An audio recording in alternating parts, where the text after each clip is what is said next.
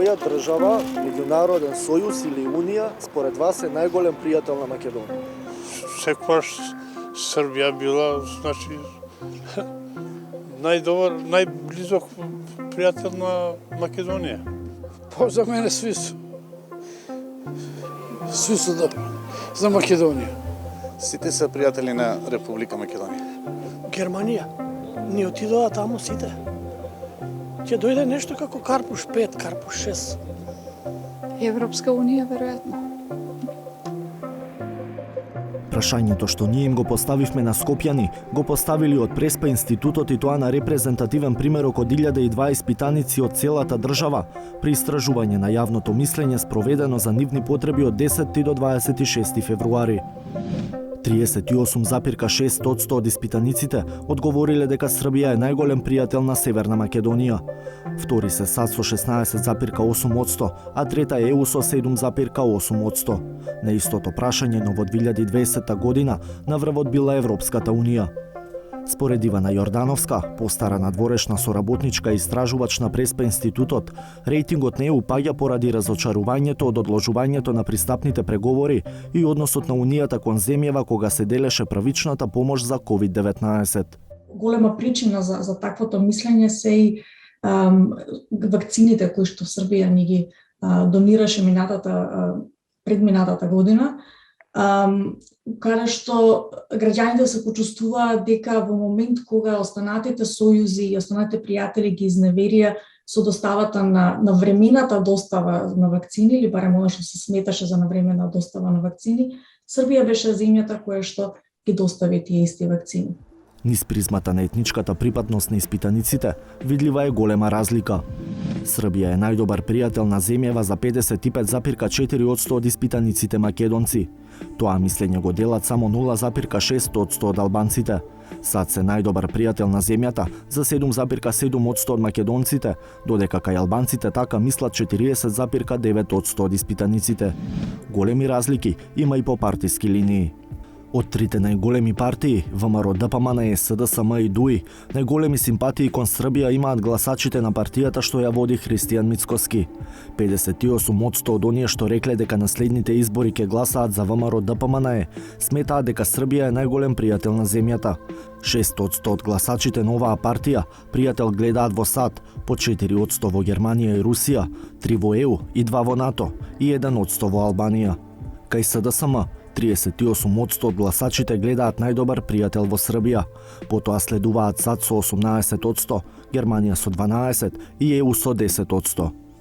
За поддржувачите на ДУИ, а слично и кај другите партии на албанците, најдобар пријател е САД. Така се изјасниле 39% од гласачите на оваа партија. Следуваат ЕУ со 15%, Косово со 14% и Турција со 9%. Според извршниот директор на Преспа институтот, Андреја Стојковски, интересен феномен е партијата Левица, чии поддржувачи во 2020 година биле доминантно проамерикански, за сега да бидат најизразено просрпски. Најнапред 68% од оние што би гласале за Левица се одлучиле за Србија. Следна на листата е Русија со 6,3%, што е низок процент, меѓутоа е доволно висок, убедливо највисок од сите други политички партии на пријателство кон Русија. Не се појавува воопшто САД, не се појавува ниту една од западните сојузнички на државава, што покажува стабилизација на нивното гласачко тело. Покрај истражувањето на јавното мислење во рамки на проектот Обсерваторија на влијанието и имиџот на државите, од Преспа институтот веќе редовно изготвуваат така наречен индекс на меѓународно присуство на 64 држави во Северна Македонија за периодот од 2000 до 2020 година. Индексот е формиран во 3 димензии – економско, политичко и меко присуство, преку 48 индикатори, а пресметката е направена врз основа на разни статистички показатели, но и од мониторинг на медиуми и социјални мрежи. Која држава е најприсутна на политички и економски план во Македонија? Која има најмногу помогнато? Што знам, има Турска, има још некои други држави кои помага взаиме за ова зона. Турска има највише донирано. Се уште мислам дека е пак Германија. Турција на овој поглед Турција мислам. По мој. Америка. Највише Америка. Другите многу помалце. Мислам дека Европската унија највеќе не поддржува и ние целиме кон тоа. Генерално, индексот на Преспа институтот покажува дека најголемо меѓународно присуство во земјата во периодот од 21 година, од 2000 до 2020 има Турција. Потоа Германија, па Србија, а во топ 10 се и Обединетото кралство, Бугарија, САД, Австрија, Италија, Полска и Словенија. Русија е на 15-тото место. Според Стојковски, оваа држава била повисоко рангирана на индексот меѓу 2011 и 2016 година, при што во 2013 година била и на 5-тото место. Последната година во која што било видливо руското присуство во државава низ овие објективни параметри е 2016 година, што може да се поврзи со предвремените парламентарни избори во таа година.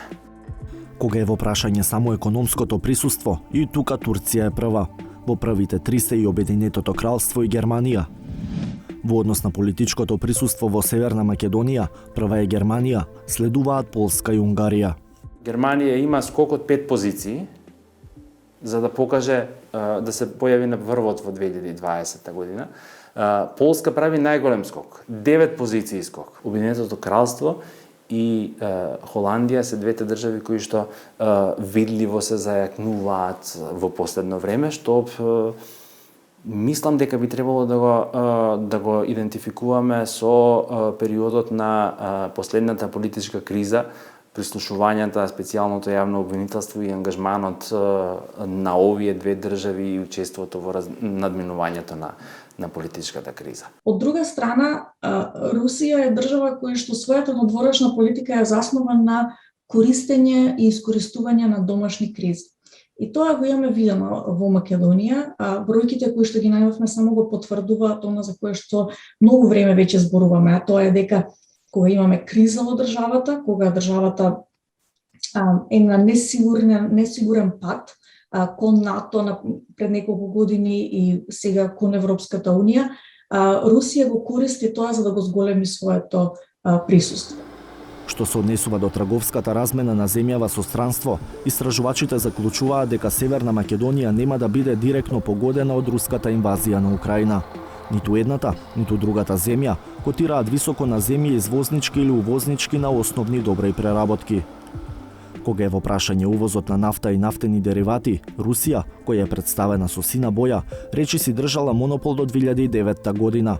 Сега тој примат го има Грција, која на графиконот е обележана со портокалова боја. За сметка на опаѓањето на Русија, во истиот овој период, 2006 до 2008 година, Грција расте, својот пик го има забележано некаде 2018-2019 година. И ако гледате тоа графички како изгледа, ќе видите дека графиконот е буквално поделен. Единствената целосна зависност на Македонија од Русија е во делот на увозот на природниот газ. Но според Стојковски, сега е моментот кога Македонија треба да го искористи за ослободување од таа зависност, бидејќи ЕУ на големо го заговара зелениот договор. Со кризата, односно со војната во Украина, се повеќе зборуваат за диверзификација на пазарот и ослободување од зависност од рускиот газ. Сега е моментот нашата држава да учествува во тие разговори. Иако војната нема да биде почувствувана директно, ќе има индиректни ефекти. Важен момент е што Србија воопшто не воведе санкции кон Русија. Оние кои што се сеќаваат на санкциите од 90-тите години, можеби се запознаени со фактот дека одредени производи од Србија беа шверцувани, значи криумчарени во Македонија и беа продавани и во Македонија и надвор од Македонија како несрпски, односно македонски производи. Би требало државите во регионот, но и надвор од регионот во Европската унија да внимаваат многу на одредени невообичаени промени на добрата и услугите кои што доаѓаат од Србија. Не велам дека дефинитивно ќе се случи такво нешто, но постои простор Србија да биде искористена како база за криумчарење на руски производи, во кој случај, доколку тоа се случи, би ја намалила ефикасноста на санкциите кон Русија. Во големата слика, велат истражувачите, Северна Македонија ќе чувствува негативни ефекти од инвазијата на Русија врз Украина. Не поради тесни врски на македонската економија со Русија, туку поради тесните врски на оваа земја со земјите членки на ЕУ. Тоа е и причина за поскапувањата на европско тло, што веќе носат индиректен бран на поскапување и кај нас дома.